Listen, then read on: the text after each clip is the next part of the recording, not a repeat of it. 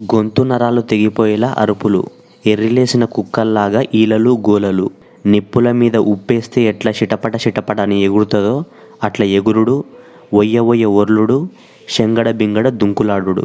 కొత్త cinema release అయినా పోవాలే, పాత సినిమా రిలీజ్ అయినా పోవాలే.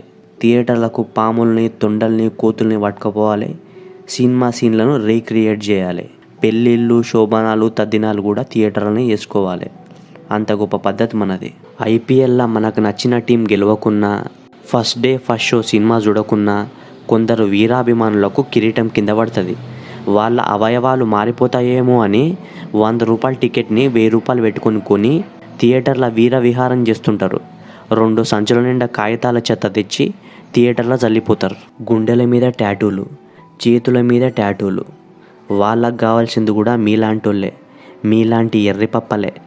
రాజకీయ నాయకునికి జనాలే కావాలి, వ్యాపారస్తునికి జనాలే కావాలి, సినిమా హీరోలకు, క్రికెట్ స్టార్లకు కూడా జనాలే కావాలి. అభిమానం ఉండాలి, ఎంత ఉండాలో అంతే ఉండాలి. ఒక్కసారి ఆలోచన చేసుకో. మా పిల్లగాడు సినిమా థియేటర్కి పోయి టికెట్ల కోసం హీరోని జున్నికి పోయి ఆడ జరిగిన తొక్కిసలాట చచ్చిపోయిండు అంటే బాగుంటుందా? క్రికెటర్ని జున్నికి పోయి స్టేడియంలో చచ్చిపోయిండు అంటే బాగుంటుందా? నువ్వు జోష్లో పోతావు సున్నికే. నిన్ను నమ్ముకున్న పరిస్థితి ఏంది?